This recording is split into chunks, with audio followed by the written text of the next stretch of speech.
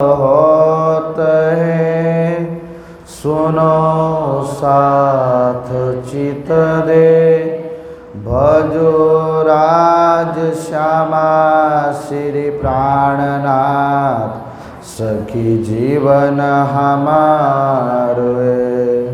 श्री महामति कहे साथ जी, भया चर्चा का बखत, अब तुम सुनियो चित दे। श्री लाल आगे आए बैठे न तकत, श्री लाल आगे आए बैठे न तकत। श्री महामति कहे मोमिनो, ये मंसूर से बीटा आगे औरंगाबाद की बात बड़ी बुजुर्ग, बात बड़ी बुजुर्ग। तब वहाँ से मुकुंदास को प्रणाम। सुंदर सत अब धामधनी राज्य महाराज, हम सब सुंदर साथ को अपने धाम की ओर ले जाने के लिए, माया के इस दलदल से निकालने के लिए, त्रिविध दुखों के ताप को काटने के लिए, इस नश्वर माया की पहचान अपने दिव्य ब्रह्म ज्ञान से कराते हुए, सत्य जो ब्रह्म ज्ञान की महाक्रांति है, निजानंद क्रांति है, क्रांति की ध्वजा लेकर के आप श्री जी साहिब निकले हैं। हरिद्वार से होते हुए दिल्ली, दिल्ली से होते हुए प्यारे सुंदर साथ जी उदयपुर, मंदसौर, मंदसौर से बीच में मजल पड़ती है, और वहाँ से अब विचार करते हैं कि भाई औरंगजेब बादशाह को जगाना है जो सही रूप से धर्म को नहीं जानता है, क्योंकि घड़े के अंदर अगर पूर्ण जल भरा हो तो फिर नीचे गिरने वाला नहीं। अधूरे घड़ा छलकाता है ना भाई। तो जब तक किसी भी विषय का पूर्ण ज्ञान ना हो तब तक वो दुखदायी होता है। औरंगजेब बादशाह को सही ज्ञान कुरान शरीफ से इमामों ने नहीं दिया है, शरीयत की इस महा शरीयत में उलझा के रखा है, शरीयत की अड़चन में अटका के रखा है। औरंगजेब बादशाह हिंदू को काफिर मानता है। क्या सवाल ये होता है कि खुदा ने दुनिया बनाई, फिर खुदा ने भी काफिर बनाए? और हिंदू के लिए सवाल है, ब्रह्मा जी ने अगर दुनिया की रचना की है तो ब्रह्मा जी ने ईसाई और मुसलमान क्यों बनाए? उनको नहीं बनाना चाहिए भाई। प्यारे साथियों, हिंद परंपरा के अंदर जो सही ज्ञान ना होने के कारण हिंदू मुसलमान के अंदर मतभेद पैदा होते हैं, क्योंकि ज्ञान की धारा ये कहती है, हम लोग देखें तो हिंदी में परमात्मा कहते हैं और कुरान शरीफ में अल्लाह कहते हैं। जैसे पानी को हम लोग जल बोलते हैं संस्कृत में, हिंदी में बोलते हैं पानी, अंग्रेजी में बोलते हैं वाटर बोलते हैं ना भाई, और अरबी में बोलते हैं आब। अब तत्व तो एक है कि दो? नहीं बोलते कोई, बोलो भाई तत्व कितने हैं? एक ही है ना, और शब्द अलग अलग है। भाषा और भेद में उलझी हुई दुनिया को मुसलमान की तरह, हिंदुओं को हिंदू की तरह अपने अपनी भाषा में समझाने के लिए आप श्री जी साहिब ज्ञान की क्रांति कर रहे, निजानंद की क्रांति कर रहे। और बोले औरंगजेब बादशाह जो शरीयत के मानने वाले हैं वो हिंदुओं को काफिर मानते हैं, नापाक मानते हैं और अपने आप को मोमिन मानते हैं। तो के खासल खास मोमिन कौन है? वो खुदा के भाई कौन है, जिसके बारे में खुदा ने कहा था अली को, ओ अली मेरे भाई तो आने वाले हैं। तब अली ने कहा था कि हम तुम्हारे भाई नहीं है, तो कि तुम हमारे यार हो। कौन हो? यार हो। जब मोहम्मद बहुत दुखी बैठे थे तो उन्होंने पूछ लिया कि मोहम्मद साहब क्यों दुखी बैठे हो? तो कि हम हमारे भाइयों के खातिर दुखी है। किसके खातिर? भाई, तो क्या हम तुम्हारे भाई नहीं है? तो क्या तुम हमारे यार हो? तो क्या भाई कौन है? तो बताया मेरे भाई आने वाले हैं। खुदा के भाई कौन है भाई? श्री श्यामा जीना अंग हो सुंदर साथ रे। विचार करो, सुंदर साथ। खुदा के भाई कौन है? सुंदर साथ। और वो अलग अलग जगह आकर के अलग अलग चारों वर्णों में रूहें बैठी है। अब यवनों में भी सुंदर साथ चले गए हैं। क्या करें, कभी कभी बियाण बोते बोते दो खेतों के बीच में मेड़ होती है, उसको क्या बोलते हैं? छेड़े में पड़ जाता है, उसको काट भी नहीं सकते और उसको खाद भी नहीं दे सकते। बोलो श्री हैं। वैसे ही साथियों, औरंगजेब बादशाह शरीयत के मानने वाले हैं। अब क्या करें, इधर हिंदू के शास्त्रों से जागेगा भी नहीं और मुसलमान से जगाओगे तो हिंदी भाषा को मानेगा भी नहीं। अब क्या करना है? तो बोले राजा को राजा लड़ेगा, राजा के सामने राजा ही लड़ेगा। तो श्री जी ने देखा कि भाई राणा राशि को देखते हैं, कोई जिंदा एक मुर्दा है, भारत गुलाम क्यों हुआ? क्योंकि भारत के अंदर प्यारे साथियों क्षत्रिय धर्म, क्षत्रियों को क्या सेवा थी? लड़ाई करने की। क्या सेवा थी? वो खाया पिया राजपाट के अंदर मौज मारते रहे। नहीं तो अगर क्षत्रिय धर्म मजबूत था तो हिंदुस्तान गुलाम क्यों हुआ? सवाल का समझ में आता है ना? अगर सैनिक सो जाए तो ही तो चोर घुस जाते ना भाई। अगर सैनिक सोएगा नहीं तो चोर कहाँ से घुसेगा? वैसे ही अगर क्षत्रिय मजबूत होते तो मुसलमान कैसे एंट्री करते? क्षत्रिय अगर मजबूत होते तो ईसाई क्यों एंट्री करते? उन्होंने मुसलमानों की दलाली की है। बोलो श्री। अगर ये दलाली ना करते तो हिंदुस्तान के अंदर ऐसे ऐसे राजा थे प्यारे साथियों। महाराणा प्रताप नाम तो सुना है हमने। साहेब दशरथ के पास जो एक विद्या थी शब्द भेदी बाण की, सुना था ना? राजा दशरथ ने जब शब्द भेदी बाण चलाया था अपने भांजे श्रवण के पिता के ऊपर और उनकी मृत्यु हुई थी। वैसे अगर त्रेता के बाद किसी के पास ये ज्ञान था तो महाराणा प्रताप के पास था। पर प्यारे साथियों, महाराणा प्रताप संगे शक्ति कलो युगे, ये सूत्र कल भी बोला गया था। कोई राजा मुसलमानों की चापलूसी करने लगे, राजधर्म भूल गए, राजधर्म वो भूल गए। जैसे रघुकुल कुल की रीति थी कि प्रजा की रक्षा में ही राजा का धर्म है, प्रजा के सुख में सुखी और प्रजा के दुख में दुखी। इसलिए तो आज भी गाया जाता है, रघुकुल रीति सदा चली आई, प्राण जाई पर वचन न जाई। आज भी लोग उसका गायन करते हैं साथियों। इसलिए तो धोबी से कहने से भगवान श्री राम ने सीता का त्याग कर दिया, नहीं तो उनकी बात वो मानते? विचार तो करो, प्रजा का वचनों का कितना महत्व था। अब श्री जी ज्ञान क्रांति कर रहे। राजा ने मलोरे राणे राय तणो, धर्म जात रे कोई दौड़ो। श्री जी उद्घोष करे, ओ राजा, ओ रंग को, ओ फकीरो, तुम एक हो जाओ।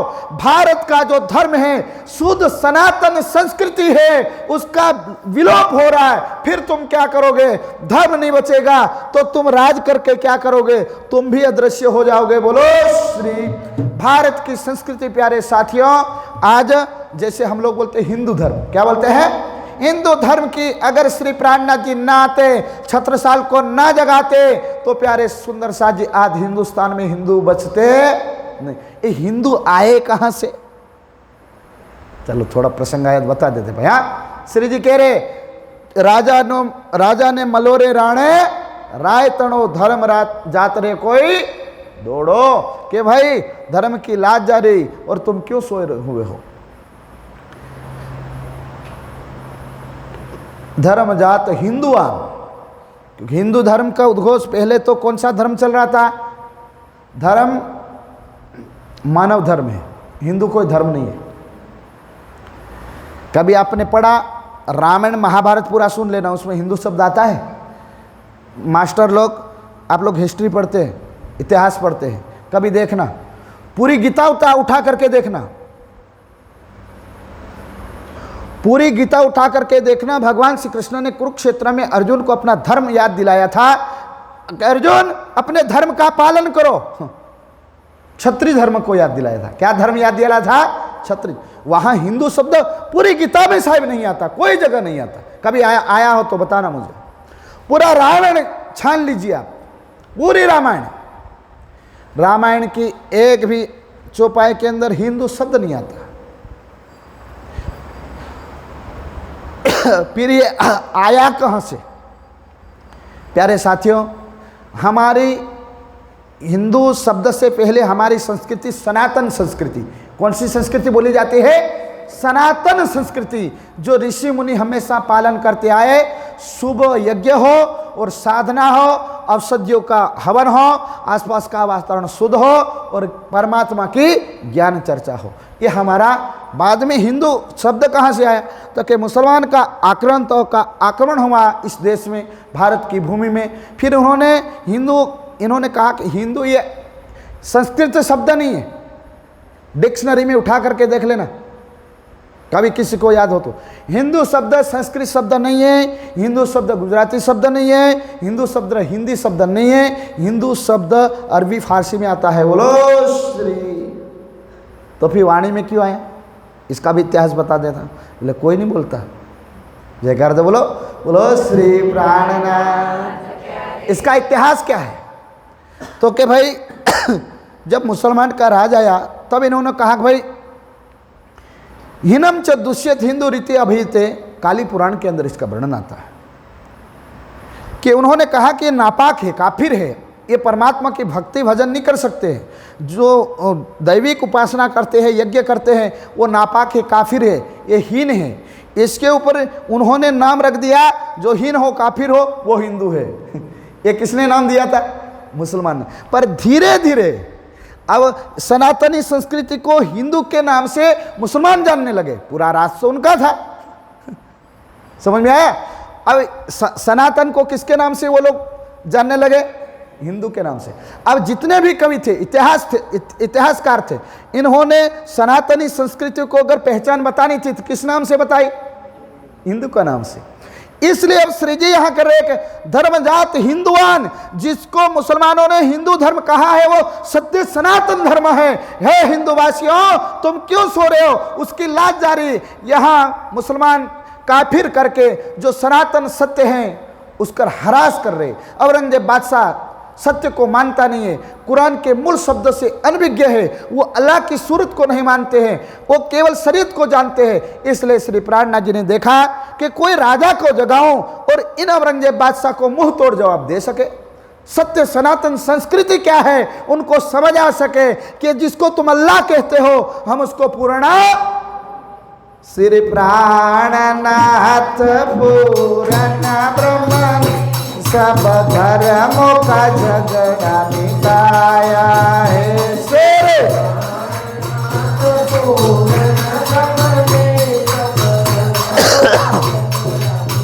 प्यारे साथियों, मानव मात्र को एकता का संदेश देने के लिए वैदिक संस्कृति का उद्घोष है कि वसुधैव कुटुंबकम। भारत की भूमि के ऋषियों की आत्माओं ने पुकारा है, भारत की भूमि में रहने वाले प्रत्येक मानव ये हमारा कुटुंब परिवार है। पर उसमें यह भी कहा गया है कि भाई इस धरती पर वीरों भोग्या वसुंधरा, ये कायरों की धरती नहीं है, ये वीरों की धरती है। फिर कायर कौन है?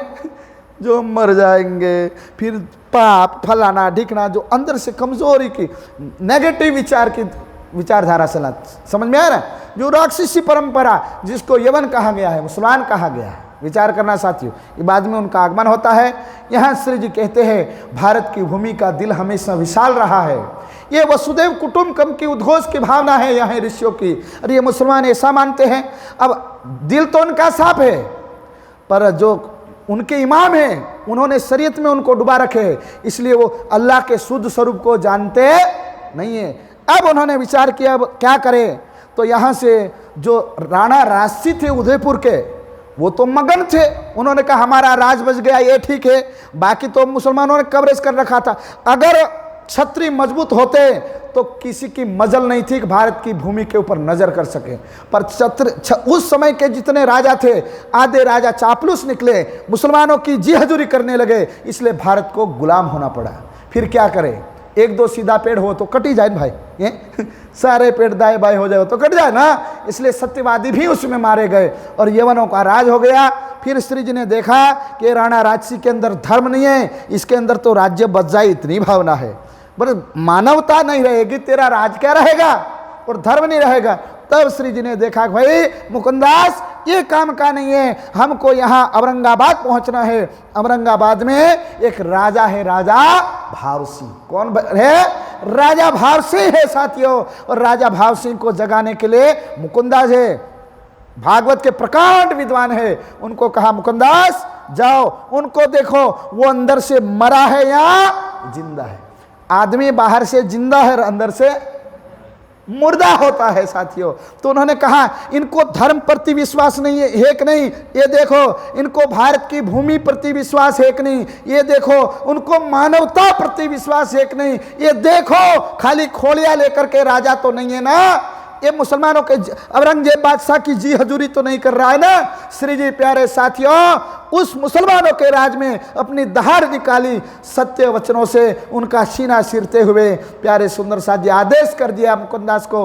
मुकुंदास दो लोगों को लेकर के औरंगाबाद पहुंच जाते हैं और केशवदास साथ में श्री जी ने भेजा, केशवदास तुम भी जाओ, कोई जरूर पड़े तो उनको सहयोग करना।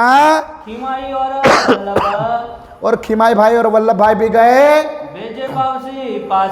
कहाँ गए? राजा भाव सिंह के पास। साथियों ये ज्ञान की क्रांति चल रही। अब उदयपुर से सीधे आते मंदसौर, मंदसौर से कहाँ यात्रा चल रही? उदयपुर की ओर। कहाँ चल रही यात्रा?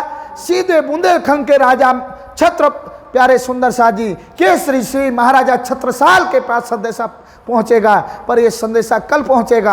आज औरंगाबाद में देखते हैं राजा कैसे हैं। मुकुंदास प्यारे सुंदर शाह जी चले। अब वहाँ कोई मामा साचा फोई फुआ तो लगते नहीं, कोई नहीं लगते हैं। उन्होंने देखा अब राजा के पास जाएंगे, कोई सांसद को मिलना हो तो भी हमारे मन में पहले कभी जाओगे ना तो मन में 10 बातें उठती है। भाई ना जाने डायरेक्ट को हमारे से बात करेगा कि नहीं करेगा, उनके नज़दीकी कौन होंगे। तो इन्होंने, ये तो मुसलमान का राज है और हिंदू राजा है, मंत्री सारे मुसलमान हैं। उन्होंने देखा भाई औरंगजेब बादशाह का राज है पूरे भारतवर्ष में। अब देखते हैं औरंगाबाद में राजा भाव सिंह को। वहाँ जब पहुँचते हैं मुकुंदास तो क्या होता है? भीख मांगे दो स्वरूप। अब बोले यहाँ के पंडितों ने पूछ लिया भाई कौन हो? ये पंडित जैसा दिखता है। एक तो पंडितों ने जिंदा रहने दिए नहीं। अगर पहले के पंडित, आज के मीडिया, समझ में आता है ना? पहले के अगर पंडित मजबूत होते हैं तो ये राजगुरु ज्ञान देते हैं राजाओं को और राजा फिर निर्णय करते हैं। पर अगर पंडित की बुद्धि मारी जाए तो राजा की बुद्धि मारी जाए तो प्रजा तो यूं ही मर जाए। आज की अगर मीडिया बुद्धू निकल जाए तो देश का राजा बिल्कुल डुबा देगा धरती को। कोई भी देश का राजा, भारत देश की बात नहीं, कोई भी देश का कभी भी कैसी भी परिस्थिति में अगर मीडिया चौथा स्तंभ माना जाता है ना, वैसे उस जमाने के अंदर पंडित जो राज के अंदर सलाहकार में पंडित हुआ करते थे। सच्ची सलाह जो राज्य की थी वो राजा तक वो पहुंचाते थे। तो उन्होंने प्यारे सुंदर शाह जी यहाँ देखा मुकुंदास जी को, तो उन्होंने कहा यहाँ राजा तक पहुँचना है तो हमको कुछ काम करना पड़ेगा। तो भाई कुछ किताबें खरीदनी पड़ेगी और कुछ रेशमी कपड़े खरीदनी पड़ेगी, उसकी थैलियाँ बनाएंगे और हम ज्ञान के प्रश्न लिख करके थैली में रखेंगे, थोड़ा प्रसाद रखेंगे और राजा दर्शन करने आएंगे देवी के, तब हम परिक्रमा में बैठेंगे और राजा को पकड़ा देंगे। बोलो श्री। ऐसा विचार पहले तो क्या बनाया? प्लान बनाया। क्या बनाया? राजा तक पहुंचने का प्लान क्या है? इसलिए कोई भी कार्य करने से पहले, अगर घर बनाने से पहले नक्शा तैयार होता है। क्या तैयार होता है? जयकार लगा बोलो श्री। प्लान बिने का काम 100 में से अतिशयोक्ति अलंकार में 30 में सफलता मिलेगी, अनुमान में, ज़्यादा में मिलने वाली नहीं है। तो किसी भी चीज़ का प्लान बनाना पड़ता है। अब साथियों थोड़ा पानी लगना है। यहाँ प्लान बनाते हैं कि मंदिर में जाकर के हम मिलेंगे, तो यहाँ भीख मांगते हैं। क्या मांगते हैं? अब कुछ किताबें खरीदने के लिए पैसा चाहिए ना, तो साथ में जो आए थे उनको कहा भाई भीख मांगो, 3-4 रुपया इकट्ठे हो जाएंगे तो थोड़ा कपड़ा लेंगे, किताब लेंगे, लिखेंगे सवाल, प्रसाद खरीदेंगे और राजा को पकड़ा देंगे। घर बार छोड़ करके तो निकल गए हैं।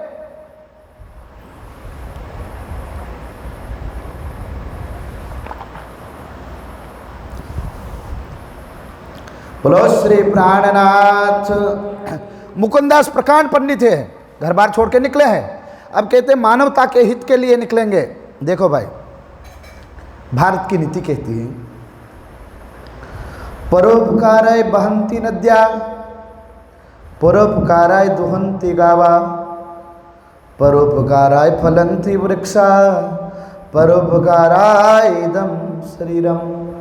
क्या कहते हैं कि हे मानव, जैसे नदी का नीर मानवता के हित के लिए हमेशा बहा करता है, जैसे वृक्ष जो फलता है तो पक्षियों के लिए और मानवता को वो फल देता है। परोपकाराय दुहंती गावा, गैयाँ भी अपना दूध नहीं पीती, मानवता के लिए वो बलिदान देती है। इसलिए मनुष्य का तन भी मानवता के कल्याण के लिए है, भारत की रक्षा के लिए है। इसलिए प्यारे साथियों, अब यहाँ ऐसा विचार करके जीते जब अगर हम कुछ करेंगे तो इन्होंने सोचा कोई बात नहीं, हम भीख मांग के भी सत्य का संदेशा देंगे। मन में ठान लिया साथियों, और भीख मांगे। 4 रुपये मिले। कितने?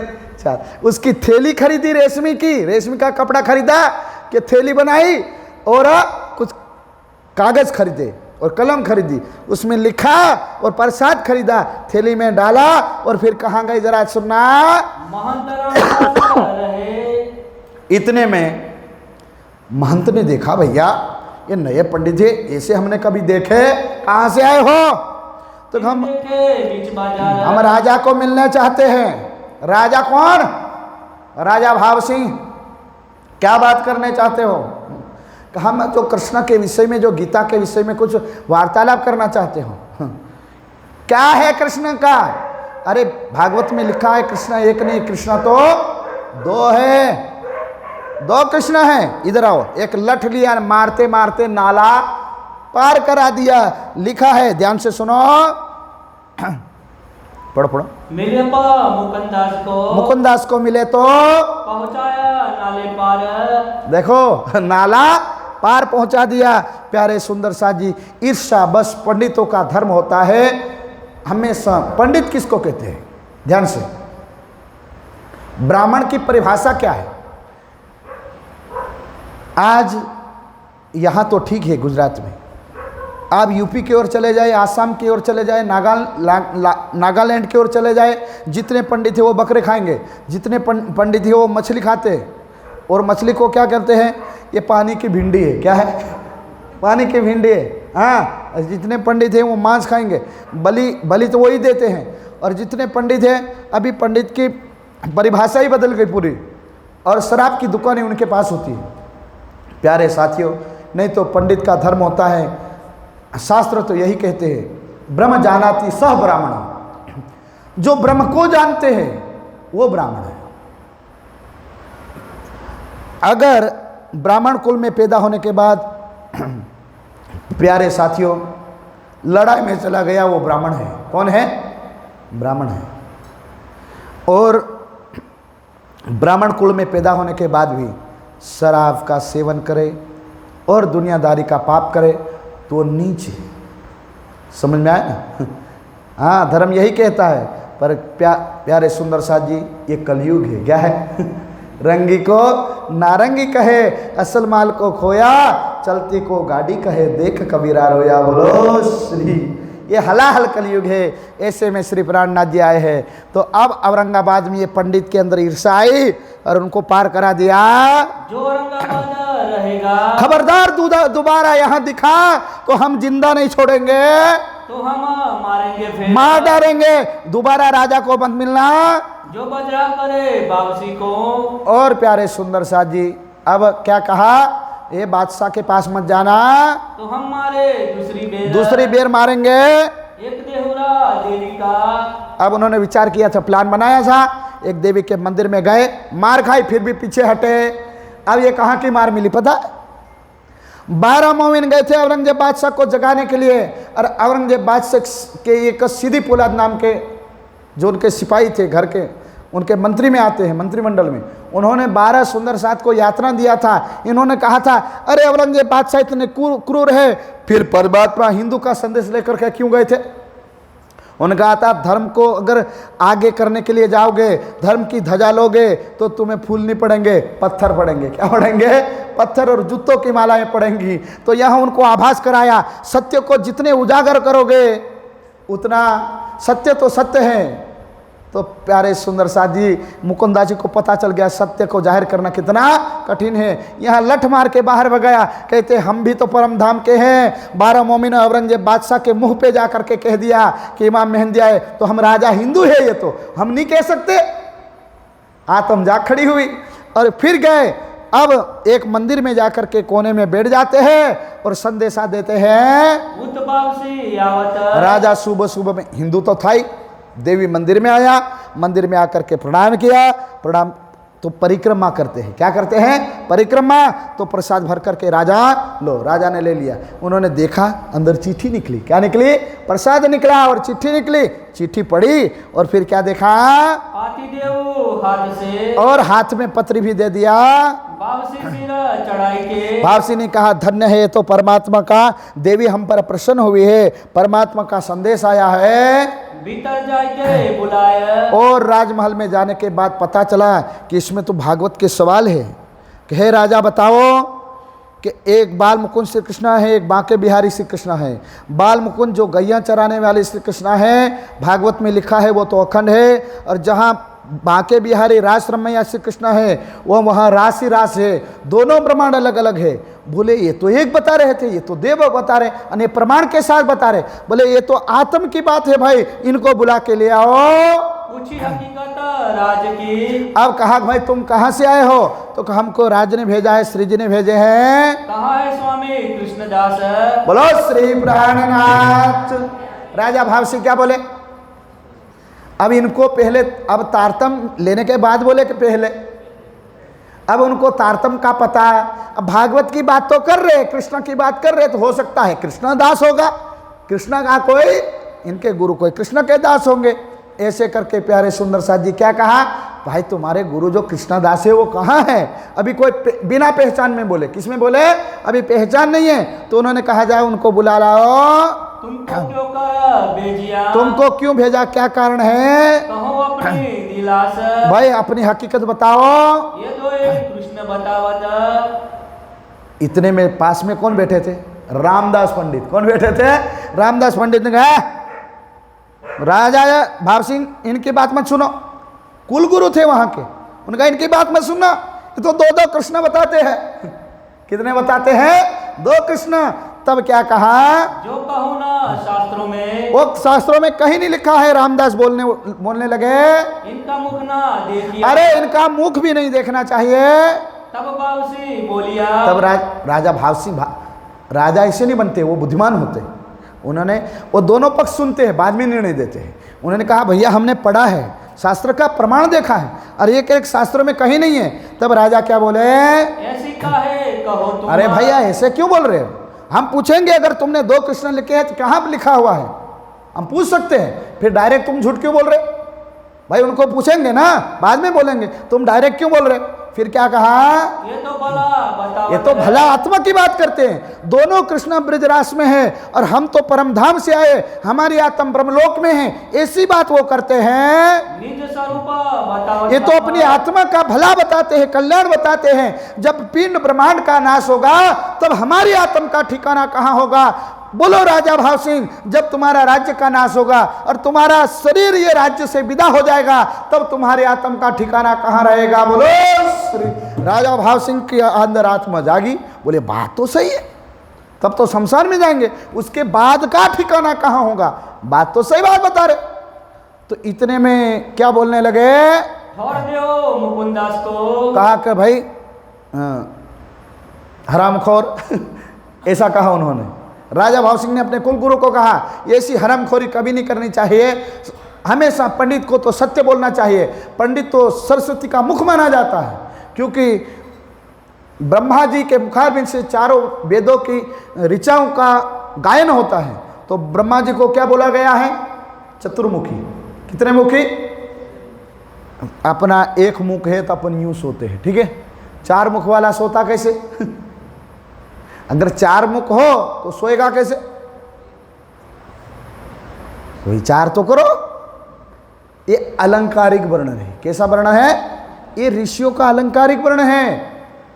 उस लेवल में बुद्धि आएगी तो ये बात समझ में आएगी। भारत की भूमि हमेशा ज्ञान से सराबोर है साथियों।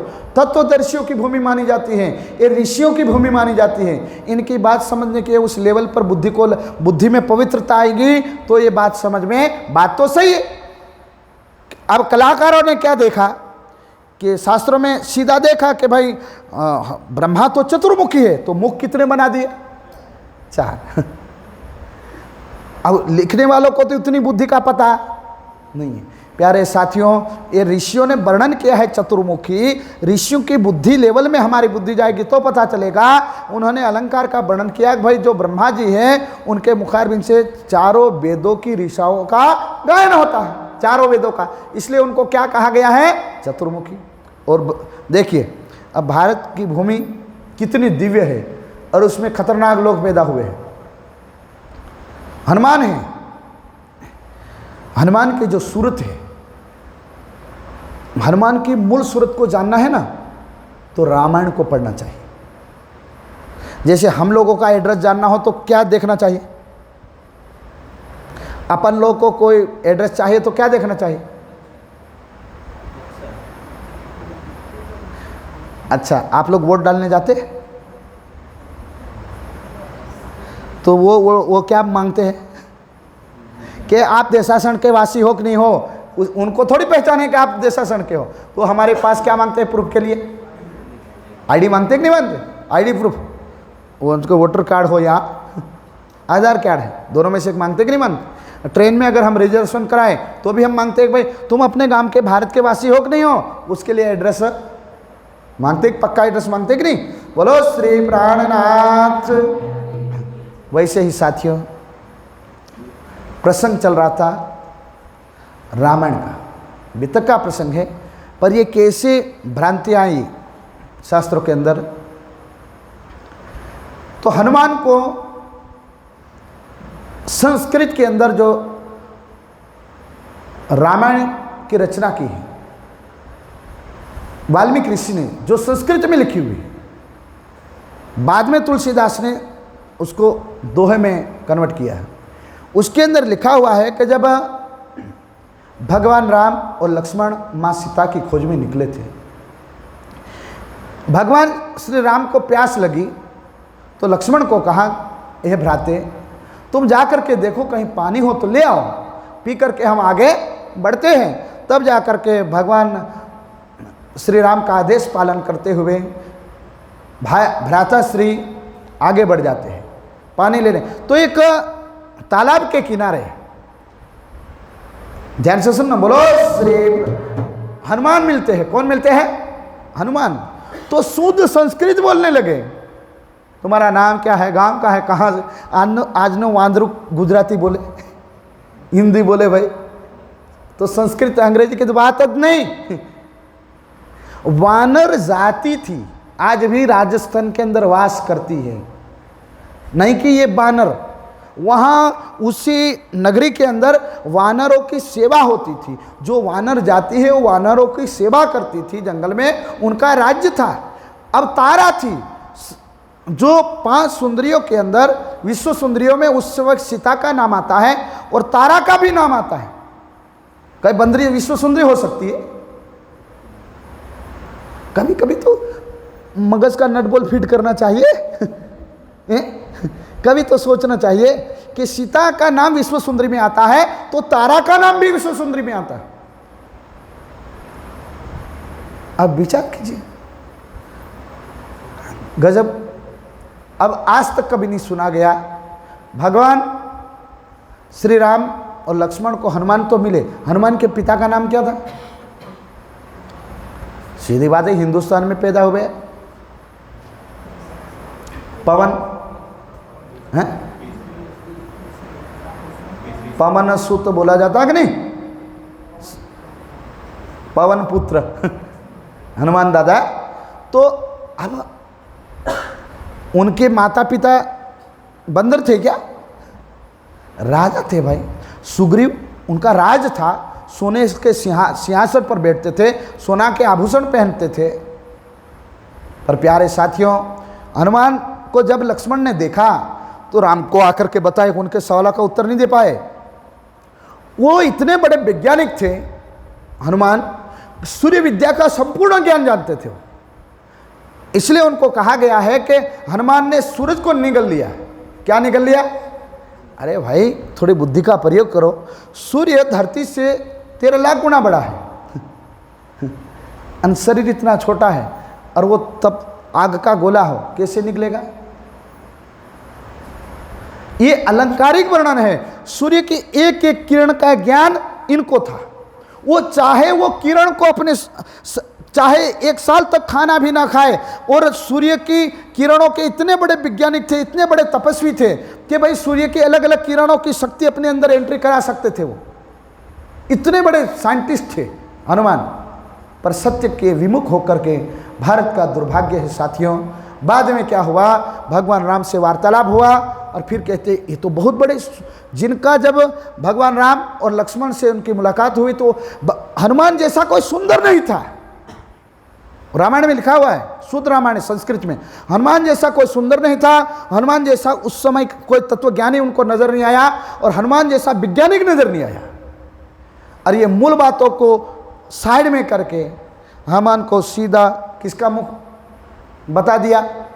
बंदर का, और पूंछ बता दी बंदर की।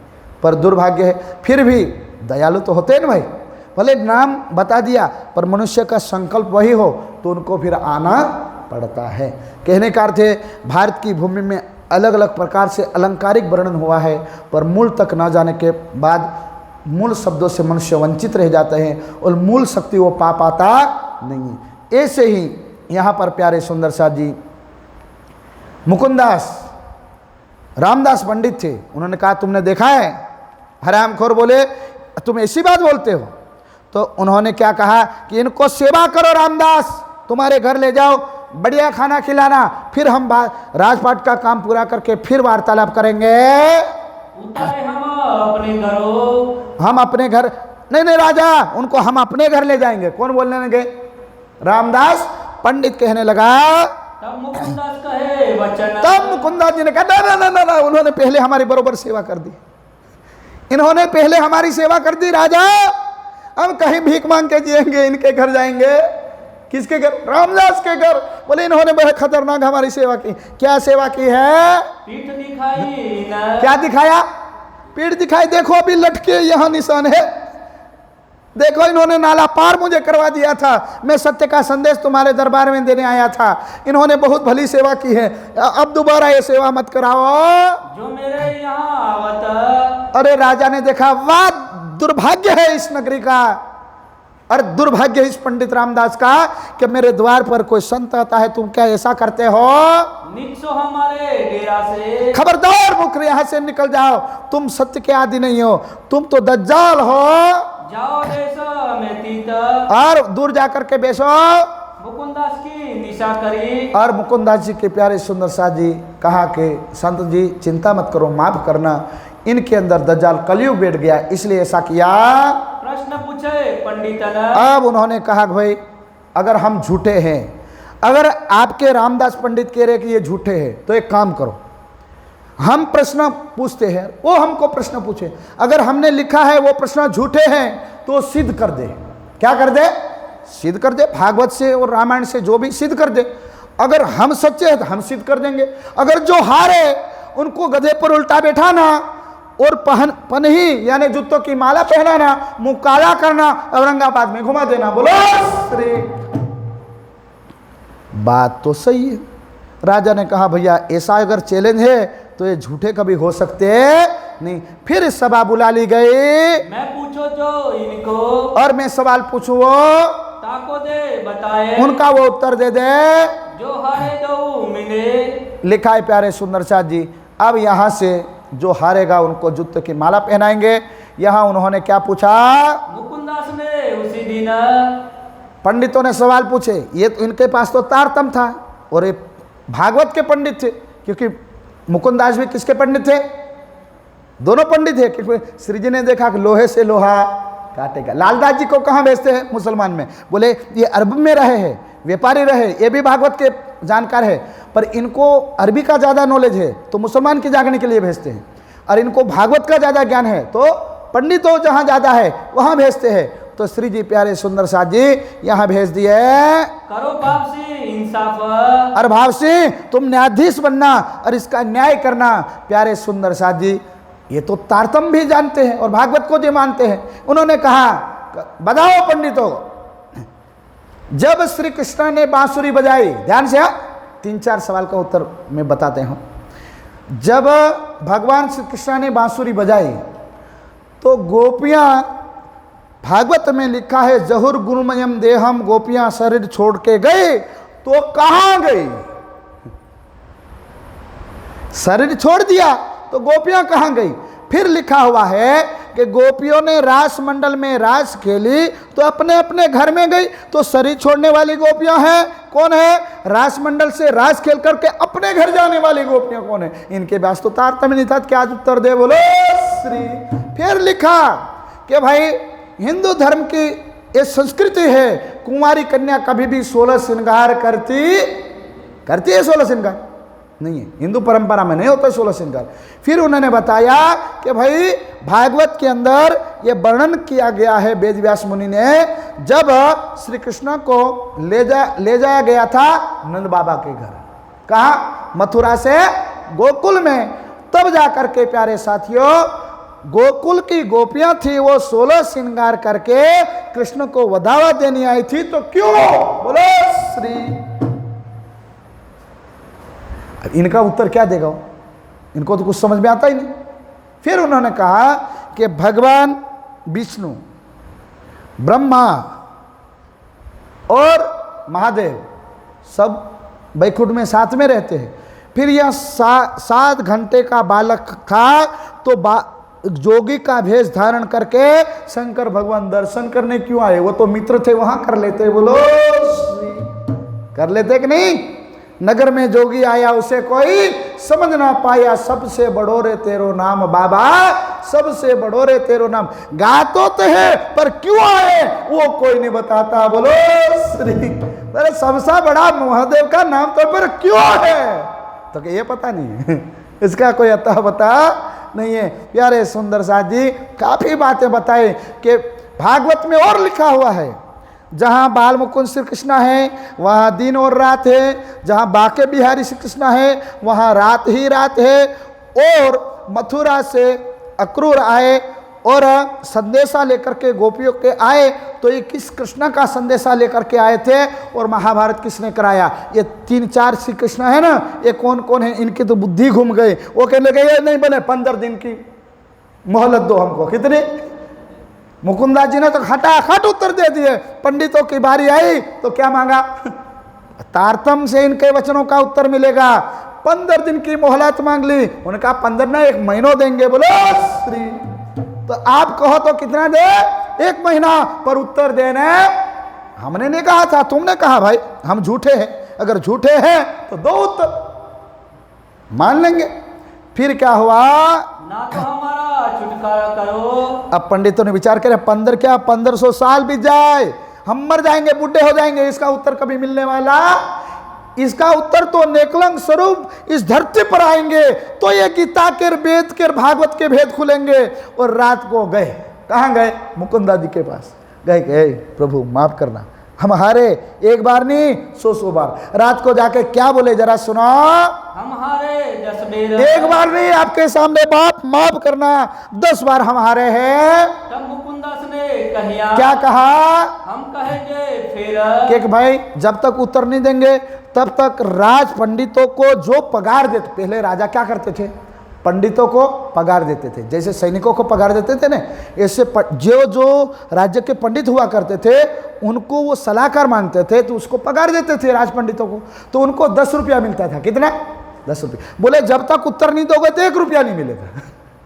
उन्होंने कहा यार हमारे बाल बच्चे मर जाएंगे कि क्या तुम्हारे गुरुजी ने ऐसा लिखा है हमारे बाल बच्चों को मारना? अब मोमिन तो निर्मल है, उन्होंने कहा दयालु है, उन्होंने कहा हम क्यों मारेंगे भाई, ये तो तुमने कहा था इसलिए हमने प्रश्न पूछे, तुम पहले मान लेते तो हम क्यों पूछते भाई।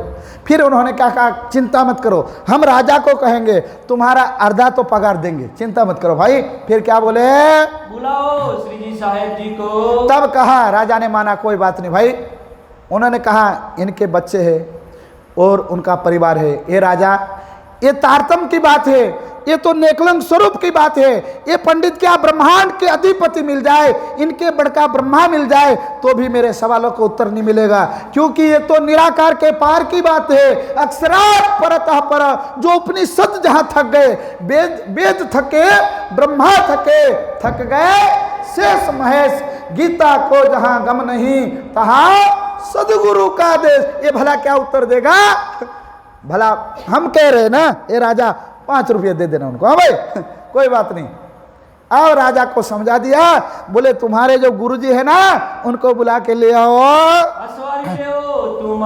देखो कोई भी कार्य में निष्फलता मिले चाहे सफलता मिले, सफलता की मंजिल दूर हो पर निराशा मन में लानी नहीं चाहिए। ये प्रसंग बताता है, अगर यहाँ लठ मार दिए, रामदास पंडित भाग जाते थे संदेशा मानते, ये सत्य समझ पाता राजा।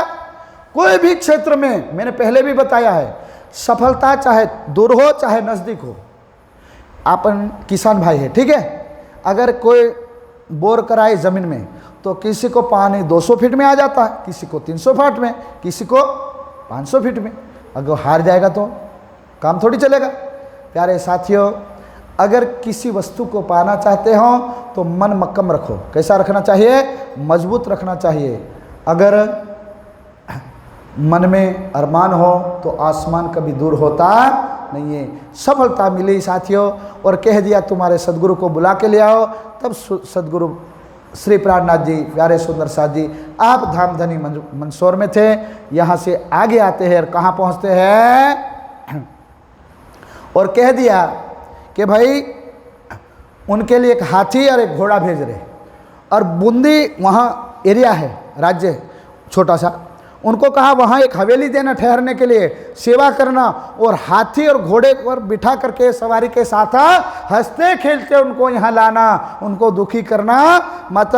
वहाँ से एक हवेली देते हैं और सामने हम रास्ते में आएंगे जुलूस लेकर के, तो फिर वहाँ से आगे बढ़ते हैं। आए मिले मंदसौर में, अब मंदसौर में मिल जाते हैं, ले चले श्री जी को, श्री जी को ले चलते हैं। आए पहुँचे औरंगाबाद, औरंगाबाद पहुँचे, भाई मुलाकात हवेली माँ, हवेली में मुलाकात हुई। बाबसी आई के, भावसी ने प्रणाम किया, सेजदा किया, लगा दो कदम। पहले ज्ञान की तो पहचान हुई थी ना, इसलिए किसी भी वस्तु को सत्य चाहो तो शब्दा चिन्हो। क्या चिन्हो? शब्द की पहचान करनी चाहिए। इसलिए प्यारे सुंदर साथी, सुनो रे सत्य के बंजारे, सुनो रे सत्य के बंजारे, सुनो रे एक बात तो समझ आए, सुनो रे सत्य के बंजारे, सुनो रे सत्य के। ऐ सत्य ना व्यापारियों, ए धर्म ना जानकारो, कि हे धर्म ना पिपासुओ, कि धर्म की जिनको प्यास है, जिनके आत्म में जिनको धर्म को जानने की जिज्ञासा है, हे महामानव, कि अब तुम इसको सुनो। श्री जी को प्रणाम करते हैं, भाव सिंह खुश हो जाते हैं। आज हमारे द्वार कौन आए? सदगुरु। कौन आए? सदगुरु बन मेरे साहिब आए। ये धन धन हो गए, धन धन अपने धन धन घड़ी सखी मेरा सोए रे दिन, जिन दिन धनी जी सो हुआ रे मिलन। भाव सिंह धन धन हो गया कि मेरा कलयुग में जन्म लेने का फेरा सफल हो गया। आज मेरे द्वार मेरे सदगुरु आखिर जमाने के खावंद, जिनकी रात देवी देवता फिर फकीर ढूंढ रहे थे, जिनके विषय में भगवान श्री राम ने जब लक्ष्मण को बताया था, लक्ष्मण हम जिनको ढूंढ रहे वो कौन है पता है? कि लक्ष्मण को मन में विचार आया कि भगवान राम तुम दुखी क्यों हो? अगर ये परमात्मा है तो सीता के वियोग में इतने दुखी क्यों हैं? उन्होंने पूछा कि तुम मालिक हो? बोले 14 लोक का मालिक हूँ। तो फिर दुखी क्यों हैं? देखो जिसको अनंत कोटि ब्रह्मांड के मालिक है वो मैं नहीं हो, तो उसका नाम बताओ। तो भगवान राम क्या कहते पता है? राम न सकही नामा गुण गाई, कहाँ लो कहूँ मैं नाम बढ़ाई। कि ये राम भी उस नाम का गायन नहीं कर सकते, तो कि कौन गायन करेगा? कब नाम जाहिर होगा? कलयुग केवल, क्या कहा? कलयुग केवल नाम धारा, सुमर सुमर नर उतरी पारा।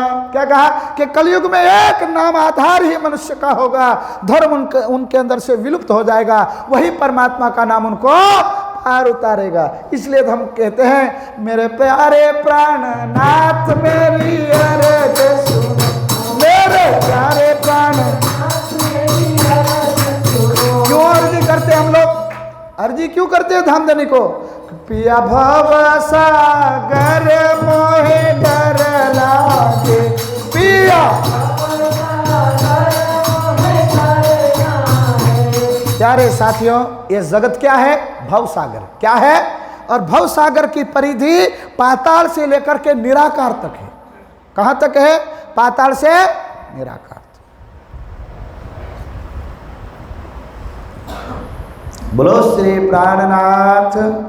प्यारे सुंदर साथ जी, अब बड़ी बात यहां पर है। विचार किया, कृत कृत हुए धन धन हुए, और हंसते खेलते अब ले जाते हैं सुन नरसैया के शब्द कीर्तन। और वहां घर ले गए, भोजन कराया, स्नान कराया, बिठाई श्री जी को, और भजन कीर्तन और सत्संग शुरू हो गया। सट सुदर्शी सत्संग पाई। सत्संग की बड़ी ठकुराई साथियों।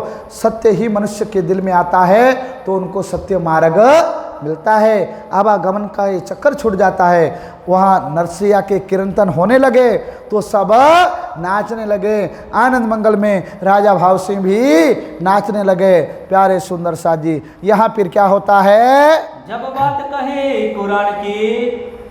अब राजा भाव सिंह ने कहा भागवत से भी है, आप कुरान को भी जानते? बोले हाँ, कि मुसलमान के अंदर भी अपनी आत्माएं आई है। भले वो मोहम्मद साहब ने मार चलाए पर उसमें बातें तो हमारी है ना। वो अल्लाह कहते हैं, हम परमात्मा बोलते हैं। वो शरीयत में भटके हुए उन जगा सकते हैं। वो जाएंगे तो गाय का कत्ल नहीं करेंगे, ये शुक्रवार को जुम्मे की नमाज पढ़ने जाते हैं बकरे को नहीं मारेंगे, और हिंदुओं को काफिर नहीं बोलेंगे। तो बोले बोलते क्यों हैं? तो कि सही में उनको कुरान का यथार्थ सत्य का ज्ञान नहीं है। तो कि उनको समझाओ। फिर मेरे भी चाकर 4 है, कितने? 4 मंत्री मेरे राज्य के हैं, उनको बताओ। वो ले आए भाई पकड़ के, और फिर उनसे भी वार्तालाप हुआ। तब इनकिया विचार। तब उन्होंने क्या कहा? ये शायदी क्यों पावही। ये अगर इमाम मेहंदी को जान जाएंगे तो अपने आप को धन मानेंगे। ये मुसलमान 4 है। 4 लोग हैं प्यारे सुंदर साथ जी। उनको इमाम मेहंदी और कयामत की बातें बताते हैं कि देखो भाई, जब खुदा ताला जगत में आएंगे तो कब्र से मुर्दे उठेंगे। कहाँ से मुर्दे उठेंगे? कब्रों से। ये लिखा हुआ है, तुम समझो उसको। अगर खुदा ने कायनात को बनाया है तो जिसको तुम काफिर कहते हो वो भी तो खुदा ने बनाए हैं।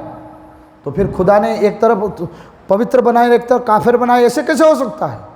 पूरे हदीसों के और कुरान से उनको समझाते हैं। यहाँ और प्रसंग आता है आगे में, 7 क़यामत के निशान आपको बताऊंगा। यहाँ से भवानी भट्ट आया, बुद्ध स्रोत और बुद्ध गीता को लेकर के आए भवानी भट्ट। प्यारे सुंदर साथ जी, हम लोग बोलते हैं ना, लाल आगे आए बैठे न तखत। यही भवानी भट्ट, एक तरफ कुरान एक तरफ भागवत, और श्री जी में मुसलमान को और हिंदुओं को दोनों को एक परमात्मा की पहचान बताते हैं। यहाँ से 4 लोग प्यारे सुंदर साथ जी कुरान की बातें होती है, ध्यान से सुनो। एक तरफ लालदास, एक तरफ लालदास, दूसरी तरफ भवानी भट्ट बैठ जाते हैं, श्री जी बीच में मायना करते हैं, चर्चा कुरान भागवत की कुरान और भागवत से समझाते हैं, होत है लटपट। लटपट। यहाँ प्यारे सुंदर शाह जी अव्वल खान आ गया। कौन आया?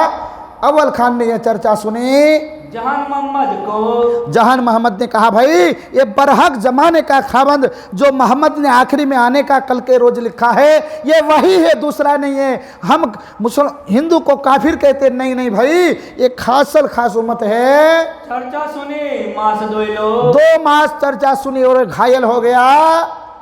प्यारे सुंदर शाह जी वो पक्का हुआ, नानिया फिरका में आता है और दूसरे दिन फिर क्या होता है? दिन दूसरे आइया, दूसरे दिन आकर के श्री जी साहब जी के पास प्यारे सुंदर शाह जी उन्होंने हक की सूरत का बयान सुन लिया। किसकी? मुसलमान सब सुनेंगे, पर खुदा की सूरत का वर्णन बोले कोई मानव कर सकता? कुरान शरीफ में लिखा हुआ है, खुदा की गवाही खुदा ही देवे, करे बयान हुक्म सिर लेवे। उन्होंने कहा कोई मनुष्य खुदा की सूरत का बयान नहीं कर सकते। एक दिन क्या हुआ कि ये बैठे थे भाई और लाल दास और उत्तम दास मिले, उन्होंने खुदा की सूरत का वर्णन कर दिया राज्य के। अब इनके पास तो तारतम था नहीं, उन्होंने कहा है कुरान में लिखा हुआ है खुदा की सूरत, तो खुदा वर्णन करते हैं, ये तो काफिर है, भाग गया। श्री जी ने कहा चिंता मत करो, ये घायल है, ये वापस जरूर आएगा। फिर दूसरे दिन आया, श्री जी को कहा हमको क्यों नहीं समझाते भाई, तब जाकर के मुर्दे कब्रों से कैसे उठेंगे, हमको भी उसका भेद बताओ। बखत रोज कयामत, अब कयामत के दिन खुदा के चरणों में वो सेजदा कैसे बजाएंगे? लाया दिन तीसरे, प्यारे सुंदर शाह जी तीसरे दिन वो यकीन ले आते हैं, उनको समझाते हैं। ध्यान से सुनना, हिंदू भाई कोई भी मर जाते हैं तो उसको क्या करते हैं? जला देते हैं ना। और मुसलमान भाई दफनाते हैं, गाड़ते हैं। क्यों गाड़ते हैं? उनको इस बात का पता नहीं है। मोहम्मद साहब ने उनको बताया था कि भाई अल्लाह ताला कल की रोज़ आएंगे तो जुम्मे के दिन आएंगे तो तुम्हें नमाज पढ़ाएंगे और कब्र से तुम्हारे माता पिता जागेंगे। अब वो सड़ जाएंगे, क्या जागेंगे? अब किसी को अगर गाड़ दिया हो तो मिट्टी बन जाएगा, हड्डियां क्या माता पिता उठेंगे, नमाज पढ़ेगा? श्री जी ने कहा तुम कौन सी कब्र की बात करते हो कि वो तो अल्लाह ताला आएंगे और कब्रों से मुर्दे जाकर के खड़े होंगे। हमारे बाप दादा मर गए हो तो खड़े होकर नमाज पढ़ेंगे, जाके देखो तो हड्डियां गल गई है अंदर कब्रों के अंदर। वो कब्र की बात नहीं है। तो कौन सी कब्र की बात है? अरे सुनो, देखा लगाओ, बोलो श्री। अब इनको बताते भाई ये शरीर है, उसके अंदर आत्म सोरी, उसको मुर्दा माना गया है। क्या माना गया है? मुर्दा माना गया है। जिंदा कब्र माने गए हैं। शरीर को क्या माना गया है? जिंदा कब्र। किसकी कब्र? आत्म की। आत्म सोरी जब रोज हस्र कयामत के दिन खुदा ताला कल के रोज अर्श अजीम मोमिनों के साथ इस नासवान कायनात में उतरेंगे तो इल्म लद्दुनी लेकर के आएंगे और इल्म लद्दुनी जब कब्रों के अंदर मोमिनों को पाएंगे, मतलब सोई हुई आत्मा को ये ज्ञान देंगे तो आत्मा जागेगी। और कब जागेंगे? जुम्मा के दिन। और जुम्मे के दिन जागेंगे तो खुदा के चरणों में नमाज अदा करेंगे। इसलिए वो 5-6 दिन में असली नमाज किसको मानते हैं? जुम्मे की नमाज। बोलो श्री। उनको पता है कि छठा दिन मोमिनों का होगा और जुम्मे की नमाज खुदा अदा कराएंगे तो जितने हमारे बाप दादा मर गए वो उठ के खड़े होकर नमाज पढ़ के हम साथ में चले जाएंगे। बोलो श्री जी कहते ऐसा नहीं है भाई, ये मर गए वो गए। चाहे राम नाम सत्य है, चाहे अल्लाह ताला सत्य है, उसके कोई लेना देना नहीं है। यहाँ तुम्हारा शरीर है, अंदर तुम्हारी आत्म सो रही है, उसको परमात्मा ज्ञान देंगे। वो आत्मा खड़ी होकर के परमात्मा के चरणों में प्रणाम करेंगे। और जब श्री प्राणनाथ जी ने परम धाम के अंदर अपनी आत्माओं को ज्ञान सुनाया, आत्माओं ने माया का खेल मांगा। क्या मांगा? माया का। कौन सा ज्ञान सुनाया? अक्षर ब्रह्म के खेल का। मना किया था ना मत जाओ रहो, तो हमारी आत्माओं ने खेल मांग लिया तो अक्षर को हुक्म दिया, ब्रह्मांड बनाया। और ब्रह्मांड बना तो पहले हम कहाँ आए? ब्रिज में। दूसरी बार रास में। फिर मनोरथ पूरा ना हुए तो फिर से हम इस अग्नि ब्रह्मांड में आए और यहाँ आकर के हम सो गए। तो यहाँ खुदा ताला ज्ञान लाए। जो नहीं जागेंगे सोते रहेंगे। अक्षर ब्रह्म को बाद में ब्रह्मांड खत्म होगा आदेश करेंगे, अक्षर ब्रह्म विचार करेंगे।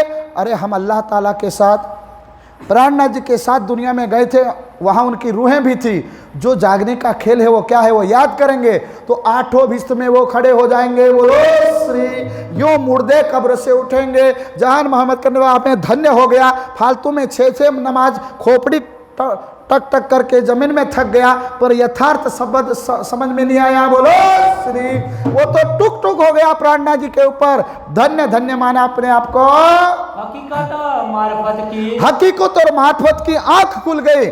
बोले बात तो ठीक है, हमारे इमाम गड़बड़ी लाल है काजी। फिर क्या कहने लगे? हो गई पहचान, पहचान उनको हो गई। श्री राजा पकड़े इनको, अब श्री राज ने कहा धन्य है भाई, धन्य है। दिलासा बड़ी करे। अब वो तो रहे नहीं, उनके भाइयों को कहा हम वहाँ नहीं रहेंगे, ये तो मारे वाले शरीयत वाले हैं, ये खुदा की मूल सूरत को नहीं जानते, हम तो श्री जी आपके साथ रहते हैं, रहेंगे हम। तो बोले चिंता मत करो, हम जाएंगे तो आपको साथ में रखेंगे, अभी रहो 3-4 दिन तुम्हारे परिवार में रहो, चिंता मत करो, तू है हमारा साथ है। अब भाई तू हमारा साथ है, चिंता मत कर, तुम सुंदर साथ में हो। पठान फतेह मोहम्मद, और फतेह मोहम्मद था, उनको कहा तो फतेह मोहम्मद मान गया। उन्होंने कहा हम तो परीक्षा लेंगे फिर मानेंगे। तो क्या माना? कहा जान मोहम्मद को, जान मोहम्मद कहे तुम चिंता मत करो, हम ले जाएंगे हमारे हाथी पास, हमारे हाथी श्री प्राणनाथ जी हैं। कर दे वैरागी को पहचान। अरे तू चाल मोहम्मद, अरे कर इसकी पहचान। अरे तेरे दिल में जो ताकत है पूछ लेना, जितने सवाल पूछना। मेरे हाथी आज आ गए हैं, देख ये कब्रों से मुर्दे खड़े कर रहे, चल मुर्दार प्रणाम कर। फतेह मोहम्मद के अच्छा मैं भी कुरान का जानकार हूं, 40 हदीस लिख दिए। कितने हदीस है या फटाफट 40 प्रश्न हदीस से लिखे और पहुंच गए प्राणनाथ जी के पास। तो तहकीक जानियो, और अगर उत्तर दे तो हम मान लेंगे कि अल्लाह ताला की सूरत ये प्राणनाथ जी कह रहे वही है। होवे खाविंद जमाने, ये हम जमाने के खाविंद, कल के रोज अल्लाह की सूरत जाहिर होने वाली थी, वो हम मान लेंगे। फतेह मोहम्मद नूर मोहम्मद को ये बात बोलने लगे। इन समय बावसी का, बोलो श्री प्राणनाथ। फतेह मोहम्मद को पहचान तो हो गई, नहीं यार ये तो खुदा है, तो फिर मानने में क्या हर्ष है, क्या दिक्कत है? बोले हमारा बादशाह औरंगजेब बादशाह हाँ नहीं बोलेगा तब तक हम बोलेगा, नहीं तो हमको मार डालेगा। बोले हमारा तुम्हारे आका अल्लाह है या तुम्हारा अल्लाह आका है? तुम्हारा अल्लाह ये औरंगजेब बादशाह है या कोई और है? बात तो सही है, तुम्हारी सूरत मरेगा तो औरंगजेब बादशाह के चरणों में जाएगा या अल्लाह के चरणों में जाएगा? पर ये शरीयत वाले नहीं मानेगा तब तक हम नहीं मानेगा। नूर मोहम्मद की बात नहीं मानी। फतेह मोहम्मद प्यारे सुंदर साजिब इनके परिवार को तेड़ करके लाया। बोले नूर मोहम्मद बिगड़ गया है, ये हिंदुओं में चला गया, उसको पकड़ के ले आओ। यहाँ प्यारे सुंदर साजिब चर्चा शुरू हुई और राजा भाव सिंह तो अति आनंद में आ गया। उसकी ईश्वरीय सृष्टि थी, उसने देखा मुझे अखंड ब्रिज का दर्शन करना है, अखंड रास का दर्शन करना है। एक एक गोपी एक एक काना कहाँ खेल रहे। श्री जी ने हाथ ऊपर किया, उसकी सुरता लग गई योग माया में। बोले योग माया में सूरत लगी। फिर श्री जी ने कहा चलो, तो अब तो इतना अखंड रास की लीला चल रही, हम तो नहीं आएगा। और सूरत वहां से नहीं लौटी तो शरीर यहाँ छूट गया, शरीर छूटा। बोले वहां जाके क्या राज फलाना ढिकना कचड़ा में बढ़ेंगे, यहाँ बरोबर आ गए हम। श्री जी कह रहे दर्शन कराया तू वापस चल। बोले नहीं, अगर मैंने आपकी सेवा किया है तो ये वरदान दो मेरे नाथ। चाहते श्री जी तुरंत खट जैसे उतार सकते थे, पर उनको मौज छूटी साहब, तो बोले तू तेरी मौज में रह जा, चल। उसको भी बख्शिश कर दिया, यहाँ शरीर छूट गया। फतेह मोहम्मद को मौका मिल गया क्योंकि मंत्रिमंडल में था। अब इन वैराग्यों को हम पकड़ेंगे, अब कहाँ जाएंगे? अब प्यारे सुंदर साजी यहाँ से मुहिम चलाई, जाको राखे साइया मार सके ना कोई। वो तो साक्षात अलग ब्रह्मांडों के नायक थे, उनको कौन पकड़ेगा? वो वही उनकी हवेली के पास में रहे, वहाँ कुरान के सिपारे को हिंदी में कन्वर्ट करने लगे ताकि कोई मुसलमान मिलेगा तो उनको हम समझा सकेंगे कि हाँ हिंदू संस्कृति क्या है, हम बताएंगे कुरान से। तो वहाँ 3 दिन रहे, वो ढूंढ रही सेनापुरे में। बाद में नूर मोहम्मद आके कहते श्री जी पूरे ढूंढ रहे, अब यहाँ तुम बैठे हो, प्रणाम, शाम को निकल जाना, कोई बात नहीं। अब यहाँ प्यारे सुंदर शादी वहाँ से निकल आते आगे, भटकल दरवाजे होते हुए श्री जी और सुंदर साथ भवानी भट्ट निकल जाते हैं। यहाँ से सीधे प्यारे सुंदर साथ जी आकोट।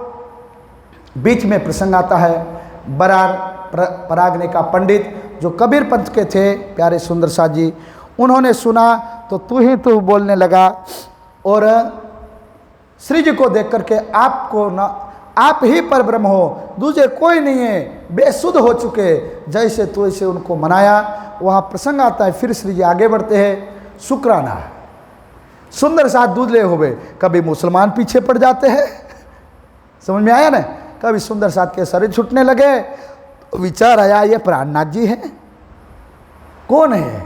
श्री जी ने कहा शुक्रिया। शुक्रिया कब बोला जाता है? चलो अच्छा अंग्रेजी का जमाना ना, थैंक यू क्या बोलते हैं? थैंक यू कब बोलते हैं? थैंक्स बोलते हैं ना, थैंक्स से कहते। ये कब बोला जाता है?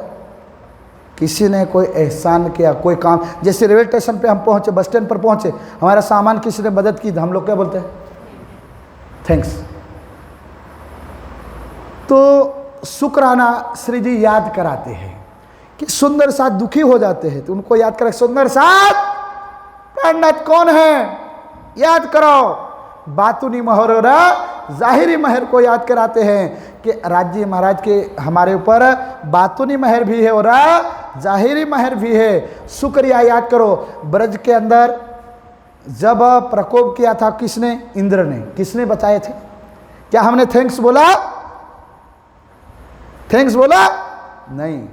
याद करो सुंदर साथ, ध्यान से जयकार लगाओ, बोलो श्री। राज्य याद दिला रहे, जो ना अक्षर ब्रह्म को पता था, ना विष्णु भगवान को, मां लक्ष्मी 7 कल्पांत तपस्या की थी योग माया की बात को जानने के लिए, और सुंदर साथ को गांव शहर में आकर के घर घर जाकर के राज्य महाराज ने बातें बताए कि चलो सुंदर साथ परम धाम। और कहां का संदेशा दिया? निराकार के 3 पार के। अरे ऋषि मुनि पीर पैगंबर कोई हिमालय हार गड़ावे, विचार करो, कोई हेम गले अग्नि जले भैरव करवट ले, हाय हाय खसम को पावे नहीं, तिल तिल कटावे दे। सुंदर साथ अपने आप को मुक्ति मिल जाएगी। अंग्रेजों के ज़माने में प्रथा चलती थी, भैरव हाट गलावे, भाई हिमालय में जाकर के अपने आप को हिमालय हाट गलाया बर्फ में और आरे पर चिरवा दिया, फिर भी अखंड का द्वार खुला नहीं। अरे तुम कौन थे? क्या निस्बत थी? क्या संबंध था कि ब्रह्मा विष्णु महेश को नहीं बताया, विष्णु भगवान आदि नारायण को नहीं बताया, अरे भगवान श्री कृष्ण अर्जुन को नहीं बता पाए, विष्णु भगवान लक्ष्मी को नहीं बता पाए, अपने घर वालों को 7 कल्पांत तपस्या कराई, युगों का वायदा कराया। अरे तुमको तो परम धाम के द्वार खोल दिए और क्या कहा? श्री राज श्री ठकुरानी जी प्रथम भव में कौन थे वो? सुंदर साथ सोचने लगे, वाह मेरे धनी, जाने के मूल धनी, अंगना अपनी सो घर आए। ये तो हमारे परवरदिगार सुंदर साथ को दूधले हो गए थे ना, दुखी हो गए थे, हिम्मत बांधी। क्या बांधी? ये हमारे परवरदिगार है, पर माया मांगी है तो माया देखनी। अगर बाई चांस एग्जाम्पल, ठीक है, दृष्टांत, अगर हमने अभी आएगा 8 आएगी और 10 शेर आएगा, मेला आता है ना आसपास, आपने यहाँ मेला कहाँ भरता है साहब? यहाँ कोई मेला लगता है? गांव कैसे मुड़े, यही मेला लगता है। अगर किसी ने आग्युल का मेला नहीं देखा और दिल ने तमन्ना हो आग्युल का मेला कैसा होता है, और मेले में जाकर के बोले अब मेला नहीं देखेंगे तो काम चलेगा? अगर मेले में पेड़ गए हो और ट्रैफिक हो तो बाहर निकल सकते हैं नहीं। मेला देखना। वैसे हमने परम धाम से क्या मांगा था? माया। क्या दुख होता है? क्या तेरा मेरा होता है? क्या दुख होता? हमको तो परम धाम का आनंद सो करके माया का लड्डू खाने था, माया का दुख देखना था। श्री राज महाराज ने कहा तथास्तु, जाओ दशासन में। नहीं समझे? बोलो जाओ निदानंद नगर में, जाओ याग्युल में, देखो मेला। तो हम लोग दुखी हुए। क्या हो गए? दुखी। राज्य कह रहे अरे तुम्हारा मांगा मैंने दिया है। फिर परम धाम जाके बदल मत जाना कि राज्य महाराज हमको माया में लाए, दुख तो दिखाया नहीं है। इसलिए राज्य कहते हैं हम तुम्हें दुख नहीं देते, खाली दुख का एहसास कराते हैं। बोलो समझ में आया? दुख का एहसास था कि दोबारा सुंदर साथ परमधाम में जाने के बाद ये ना कहे कि राजी महाराज ब्रिज में लाए थे, रास में लाए थे, वैसा का वैसा परमधाम में ले गए थे, अरे यहाँ जागने में लाए, दुख तो हमने देखा ही नहीं। अब कहेंगे ना राजी महाराज भूल से भी उतारना मत। सुंदर साथ इसलिए शुक्राना याद कराते हैं। कभी थैंक्स कहा? सुंदर साथ कहे कभी नहीं कहा। अरे तुम्हारा कोई झोला उठा ले तुम थैंक्स बोलते हो। इन्होंने तुमसे ब्रह्मांड को ये शरीर छोड़ने के बाद ब्रह्मलोक में पहुंचोगे, ये तो नरक से बचाए, स्वर्ग वैकुंठ से पार करके काल के गाल से छुड़ा करके ब्रह्मलोक में पहुंचाया, कभी थैंक्स बोला? तो तब याद दिलाया सुंदर साथ। और सुंदर साथ दुधले भये वहां से आगे बढ़ गए तो प्यारे सुंदर साथ जी रामनगर पहुंचे। कहां पहुंचे? रामनगर। सुंदर साथ चिंता मत करो, 10 मिनट है, मजलिस पूरी हो गई है, ठीक है। अब बे ही गया है, मैंने कल भी बताया था 2 दिन बिठाऊंगा ज़्यादा। आज कौन सी तारीख हो गई? मजलिस 29 तारीख हुई ना, 30 31 फुल दिन फाइनल अपने घर में खराटा खींच लूँ, ठीक है। खराटा मत खींचिए, याद करना मजल को, समझ में आया? सुंदर साथ यहाँ से रामनगर गए। रामनगर के अंदर केतकी नदी के किनारे एक हवेली बनाई सुंदर साथ ने। सुंदर साथ को ठहरना था तो बोले एक मठ था, वहाँ हवेली बनाए। वहाँ भी चर्चा शुरू हो गई। कारण ऐसा हुआ, औरंगजेब बादशाह का जो आदेश हुआ वहाँ, तो उन्होंने आदेश कर दिया कि जाओ रामनगर में हमने सुना है कि जो वैरागी है वो पहुँचे, उनको पकड़ लाओ। तो वहाँ प्यारे सुंदर साथ जी शेख खिदर और गरीबदास जो मंत्री थे वो सेना लेकर के पहुँच गए श्री जी को पकड़ने के लिए। और पहुँचे तो शेख खिदर के हम पकड़ेंगे, राजा का होगा तुम्हारे राज्य में प्राणनाथ आए और साथी आए? बोले हाँ। तुम हिंदू हो? बोले हाँ। उनकी रक्षा करोगे? ना। क्या बोले? अगर रक्षा करोगे हम लड़ेंगे। सच्चे अगर हिंदू होते तो क्या बोलते? हमारी भारतीय संस्कृति की रक्षा करने वालों के लिए हम मर मिटेंगे, पर उनको कोई आँच आने देने वाले नहीं। पर ये करे ना, नहीं तो लड़ना पड़ेगा ना, तुम पकड़ ले जाओ। श्री जी कह रहा हमको पकड़ने आए, वो हमारे पास ही पकड़े जाएंगे, चिंता करने की जरूरत है, आने दो, तुम भेज दो। अब यहाँ शेख खिदर आता है। कौन आता है? शेख खिदर। शेख खिदर के गरीबदास ने कहा ना, वो हिंदू है ना, पहले हम जाएंगे। तो गरीबदास पहले गए तो क्या हुआ, जरा ध्यान से सुनो। ये सा तो निशान कयामत के। उसके बाद प्यारे सुंदर साथ जी यहाँ से शेख खिदर आते हैं, उनको समझाए देखो भाई हम खाली खाली नहीं घूम रहे, मानवता के हित के लिए जाते हैं, धर्म का झंडा लेकर के जाते हैं। हे मुसलमानों, तुमको अल्लाह ताला इस दुनिया में आएंगे 7 निशान क्या होंगे उसके विषय में जानकारी नहीं है। अब हम बताते हैं। जब खुदा ताला जगत में आएंगे, हदीस और कुरान में बनाया आया है, खुदा ताला आएंगे तो क्या क्या आएगा? दाबतुल अर्ज नाम का जानवर आएगा। कैसा जानवर आएगा? दाबतुल अर्ज नाम का। और जानवर कैसा होगा? पहाड़ी बैल के सिंगड़े होंगे। शकल किसकी होगी? मनुष्य की। और माथे पर सिंग किसके होंगे? पहाड़ी बैल के। और कान हाथी के, आंखें सूअर की। और दूसरा गला मुर्गे का गला होगा। कौन सा?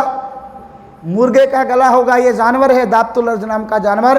कुरान शरीफ में लिखा है कि अल्लाह ताला जगत में आएंगे तो ये जानवर आएगा। इसलिए मुसलमान भाई नमाज पढ़ते यूँ देखते हैं कि कहीं हमारे नमाज में खलेल तो नहीं आ जाएगा, कहीं जानवर तो नहीं आ गया। बोले अरे भैया वो जानवर नहीं है, जानवर की पहचान करनी पड़ेगी साथियों। और पीठ गिद्दड़ की और छाती शेर की। वो मायना क्या है? वो जानवर वहां ढूंढ रहे, वैसा जानवर थोड़ी मिलेगा। उन्होंने बताया देखो शेख खिदर कि मनुष्य जब कलयुग में होंगे उनकी शकल मनुष्य की होगी, पर अहंकार के सिंगड़े होंगे, ना खुद जिंदा रहेगा ना दूसरों को रहने देगा। इधर सिंगड़ा मारेगा इधर सिंगड़ा मारेगा, तब समझ लेना कि पहलू जानवर आयु कयू। कौन सा जानवर? दाबतुल अर्ज नाम का जानवर। फलिए में रहोगे ना, कई संसार में रहोगे, बाजार में जाओगे तो कब इधर कोई होते ऐसे कि ना खुद सही रहे ना दूसरे को रहने, इधर सिंगड़ा मारेगा इधर, तो समझ लेना कई जानवर पैदा था। दाबतुल सिंगड़ा आ गया, ठीक है। और कान कैसे बताए? दुनिया में जब श्री प्राणनाथ जी इमाम मेहंदी जगत में जाहिर होंगे तो दुनिया के कान निंदा सुनने के लिए, अच्छी बातें सुनने के लिए लालयित होंगे, पर निंदा सुनने के लिए क्या कहेंगे? अगर कोई निंदा की बात हो ना, चुगली की बात, तो वो किसी को भला ना आपको ये कह रहा है, कान देंगे, पर अच्छी बातों के लिए कभी कान देगा ना। कलयुग में ऐसा होगा, इसलिए क्या कहा? हाथी के कान, आंखें सूअर की। सूअर को क्या दिखता है? कलयुग के मनुष्य को क्या दिखेगा? उसके बाद क्या बताया? तो गर्दन किसकी होगी? तो क्या? मुर्गे की। मुर्गे की गर्दन क्यों बताएं? कि कलयुग के अंदर मनुष्य धर्म स्थान पर जाएगा, चाहे गुरु चरण में जाएगा, चाहे मंदिर में जाएगा, माता पिता के चरणों में जाएगा, तो फिर गर्दन कैसे झुकाएगा, प्रणाम कैसे करेगा? जैसे मुर्गा दाना खाता है। कैसे प्रणाम करेगा? मुर्गा जैसे मुर्गा दाना कैसे खाता है? देखना कभी, यूं धीरे धीरे नहीं, कट कट खाएगा। क्यों? क्योंकि वो मोड़ पाता, सीधी गर्दन होती, कट जैसे खाएगा। ऐसे आज मंदिर में लोग जाते हैं, क्या कट, अरे क्या करने आया है ये भी उनको पता।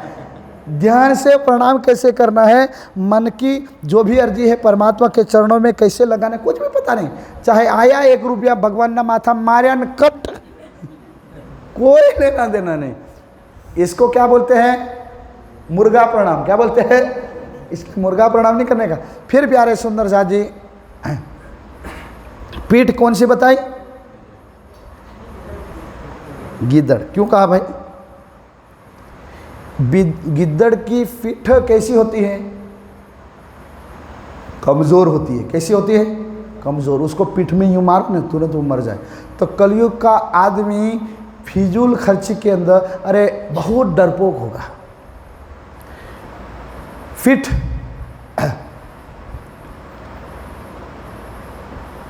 डीजे, ये शादी हो, 50 लाख 10 लाख के फटाकड़ियों में फोड़ देगा। पर अच्छे काम के अंदर कभी भी अपने धन का खर्च करेगा नहीं। और छाती किसकी होगी? क्यों कहा कि कलयुग के मनुष्य के अंदर जल्दी दया आने वाली, निर्दय हो जाएगा। कैसा हो जाएगा? निर्दय हो जाएगा। प्यारे सुंदर साथ जी, ये बातें लिखी गई थी, इसलिए उनको बता दिया। देखो गरीबदास, अरे देखो भाई शेख खिदर, ये तो हम कुरान की बातें बता रहे, तुम कौन सी बात करते हो? बोलने लगे यह तो हमारे हादिया है, वो पकड़ने आए थे, प्रणाम कर गए और प्रणाम करके तार तब ले लिया। बोलो श्री।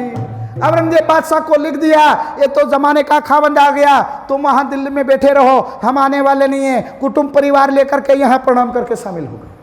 7 निशान कयामत के बता दिए उन्होंने। आजुज माजुज कैसे आएगा, अक्सराफिल जबराइल का कैसे आना, मगरब से सूरज का उदय कैसे होना। मुसलमान भाई क्या मानते हैं? मगरिब से उगया है सूरज, कि भाई अल्लाह ताला आएंगे तो सूरज का उदय कहां से होगा? मगरिब किसको बोलते हैं? पश्चिम को। किसको बोलते हैं? यह जानने वाली बात है। 2-4 बातें सुन लीजिए, 5 मिनट में मजलिस पूरी हो जाएगी। चिंता वाली बात है। जयकार लगाओ, बोलो श्री। प्रसंग आया है तो बता देते, ठीक है? बाद में नहीं मिलने की बात है। वाजत खाली डीजे सुनाई पड़ेगा, आसपास जाओ तो दूसरा नहीं सुनाई पड़ेगा। इसलिए श्रावण महीना अगर चल रहा है तो सत्य बातें सुननी चाहिए मनुष्य को, कभी न कभी जीवन में काम आती हैं। और हिंद संस्कृति के धन्य स्तुते भारत भूमि भागे, भारत की पवित्र भूमि में जन्म लिया है तो उसका सदुपयोग करो भाई। बोलो श्री प्राणनाथ। अब प्यारे सुंदर साथ जी, मुसलमान भाई क्या मानते हैं? अल्लाह ताला संसार में आ गए तो हम क्या मानेंगे? तब सूरज कहाँ से उगेगा? पश्चिम को हम क्या बोलते हैं? सूरज उगता है उस दिशा को क्या बोलते हैं? पूर्व बोलते हैं ना। मर जाओ, कभी पश्चिम से सूरज उगेगा? नहीं उगेगा। पर देखो भाई, लिखा तो सही था मोहम्मद साहब ने हदीसों के अंदर, कुरान शरीफ में कहा सही, पर इनको समझ में आया नहीं। देखो अब उसका क्या था कि मुसलमान भाइयों, अल्लाह ताला ईसा रुल्लाह कल के रोज आएगा तो भाई पश्चिम से सूरज उगेगा, यानी ज्ञान का सूरज उगेगा। किसका? ज्ञान का, सत्य का सूरज उगेगा। मक्का मदीना हिंदुस्तान से कौन सी दिशा में पड़ता है? अरे मक्का मदीना से हिंदुस्तान कौन सी दिशा में पड़ता है? पक्का करके बताओ।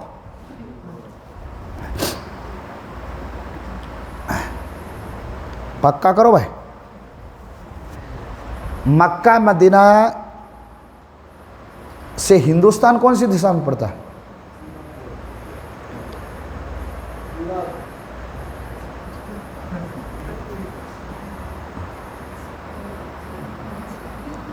और मक्का मदीना ना, अच्छी बात है। मुसलमान ने कहा था कि हमारा अल्लाह ताला आ जाए तो सूरज कहाँ से उगेगा? पश्चिम से। और मक्का कौन सी दिशा में होगा?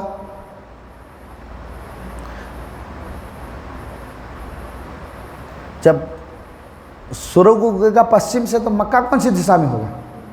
पूर्व में। सीधी बात है। तो हिंदुस्तान से मक्का कौन सी दिशा में पड़ता है? पूर्व में पड़ता है। और मक्का मदीना से हिंदुस्तान पड़ता है पश्चिम से, क्योंकि नवतन पूर्णिमा प्रगट थया ने पन्नामा की दो विश्राम।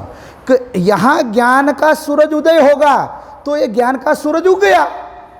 तो प्यारे सुंदर साथ जी, यहाँ अब वो लोग अभी भी राह देख रहे कि जब पश्चिम से सूरज उगेगा तब हम मानेंगे अल्लाह ताला। अरे वो वहाँ गए, उन्होंने सारे वेद के भेद खोल दिए, भागवत के भेद खोल दिए, कुरान के 7 क़यामत के निशान खोल दिए, हरफे मुक्तियात जो कुरान में लिखे हुए थे वो भी खुलासा हो गया, 786 का मायना खुल गया।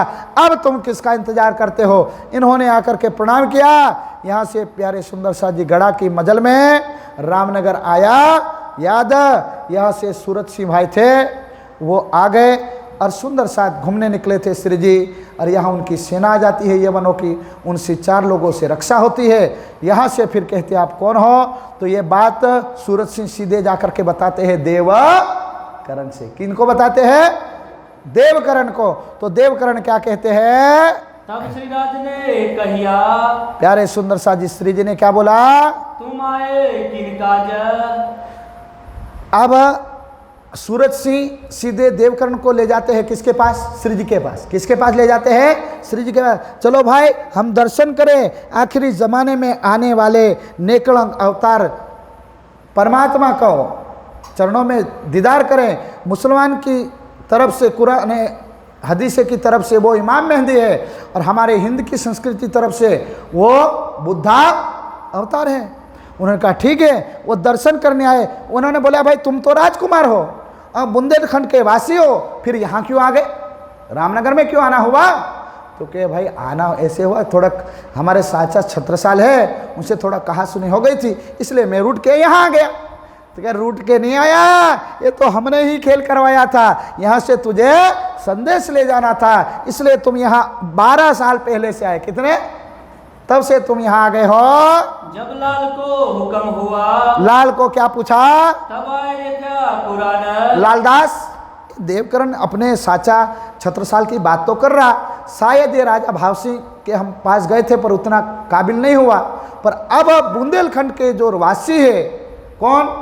महाराजा छत्रसाल, उनके अंदर हिंदू जो सनातन संस्कृति कितनी भरी है, अपने धर्म की रक्षा करने का कितना जुनून जज्बा है, और सत्य कितना अंदर बैठा हुआ है। धर्म का झंडा ऊंचा है या जमीन पे है, हम देखते हैं। अब बोले पर क्या करें, राजा को राजा से लड़ाना पड़ेगा। तो पहले कहा कि कुरान है, अभी क्या है? कुरान। लालदास जी को कहा लालदास कुरान लाओ, देखना तो पड़ेगा ना भाई। लालदास जैसे हम लोग अभी सुंदर साथ जयकार लगाओ, जानने की बात है। जो यूट्यूब पे सुन रहे सुंदर साथ वो भी सावधानी से सुने, और जो सुंदर साथ यहाँ बैठे हैं वो भी ध्यान से सुने और जयकार लगाओ। जानने का प्रसंग है, बोलो श्री पारायण। कभी भी पारायण करते हैं हम लोग, क्या करते हैं? पारायण। तो पारायण पूर्ण होता है, पूर्णावती खत्म होती है, फलश्रुति की चौपाई लास्ट में निकालते हैं। क्या निकालते हैं? फलश्रुति की चौपाई क्या है? ब्रह्म ज्ञान महायज्ञ का महासार, परमात्मा का संदेश। ये प्रथा कहाँ से चली थी? ये कहाँ से आई? प्रथा कहाँ से आई थी? यहाँ से तब प्यारे सुंदर साहब जी वाणी अवतरित हो रही थी।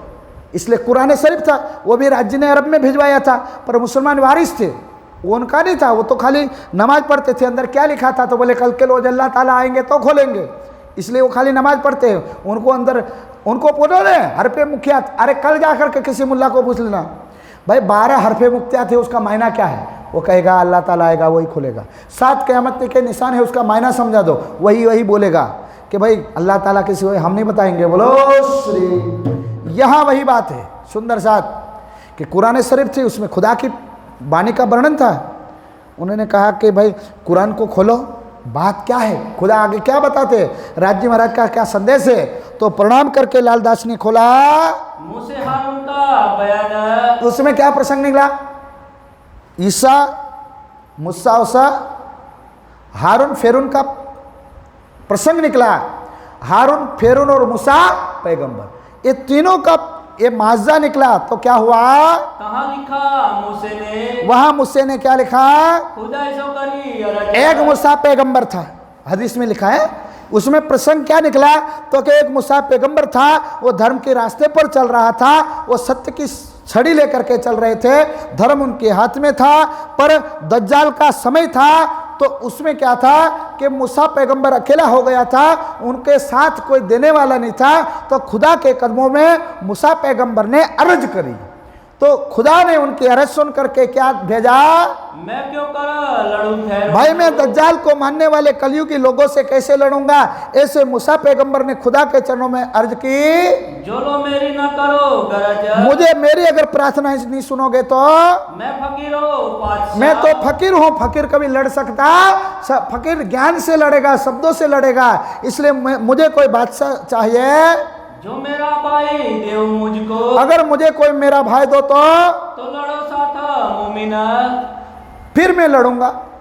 फिर उन बादशाह से हारून लड़ेगा कौन। फिर खुदा ने अर्ज सुनी तो किसको भेजा, मूसे को भाई हारून, खुदा ताला ने मूसे पैगंबर की अर्ज सुनी और प्यारे सुंदर साथ जी हारून को भेज दिया। किसको भेजा, हारून। और हारून को खुदा ने इतनी शक्ति दिया कि फिर उनकी सेना थी वो नील नदी में गर्क हो गई, और वो मूसा पैगंबर और हारून धन धन हो गए। बोलो श्री।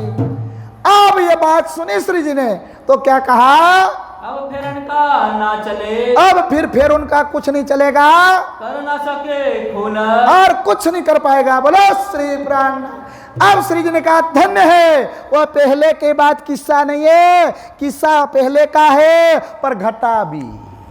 श्री जी ने देख लिया, लोकेशन यही मिलेगा, ये लिखा पहले का है, प्रसंग निकाला फलश्रुति में।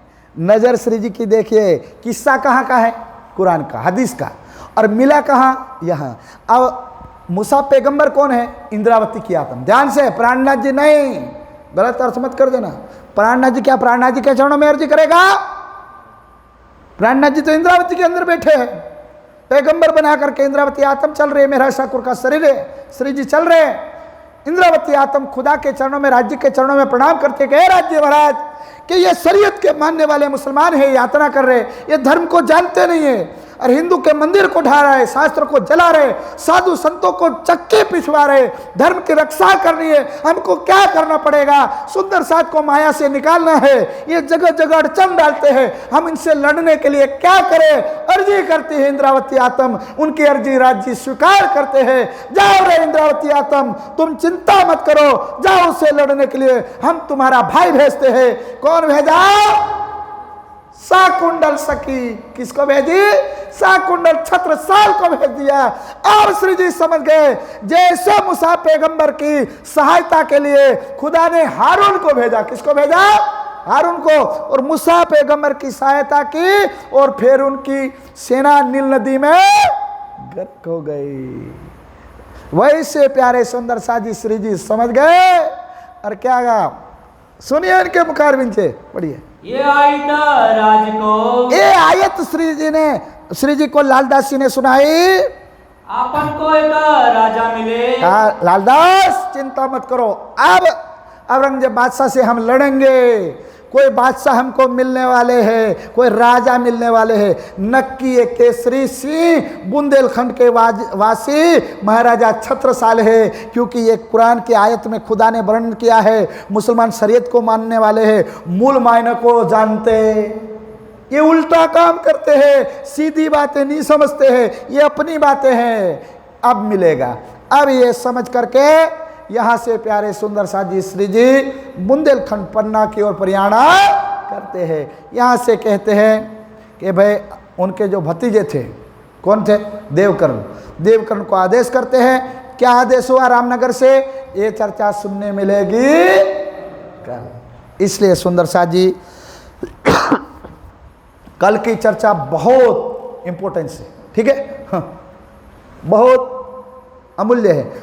और जितना हो सके इतना सुंदर साथ ध्यान से जल्दी थोड़ा आने का प्रयास कीजिए।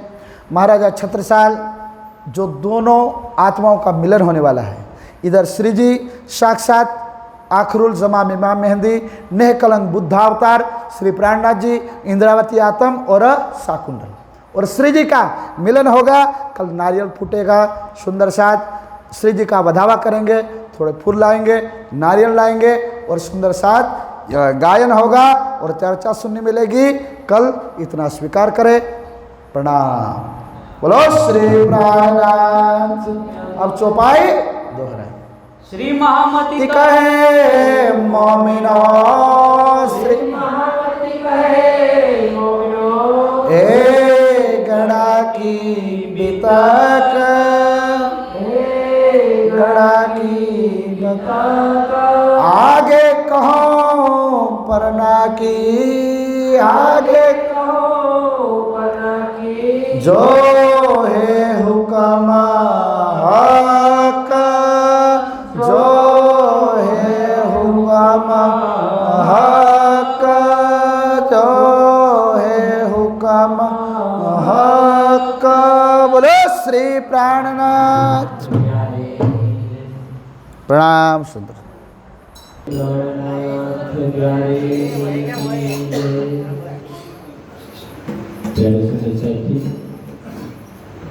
बड़े ही भाव से रात्रि के चरणों में अपनी आत्म को रात्रि के चरणों में पाते हुए अर्जी करेंगे।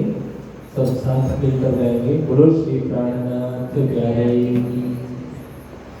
पिया तुम हो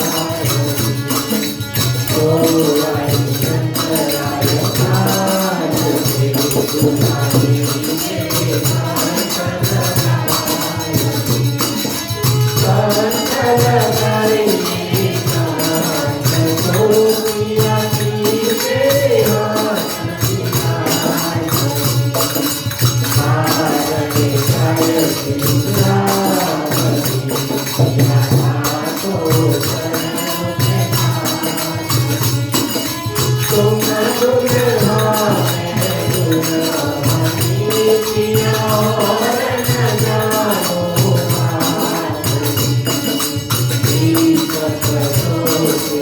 you.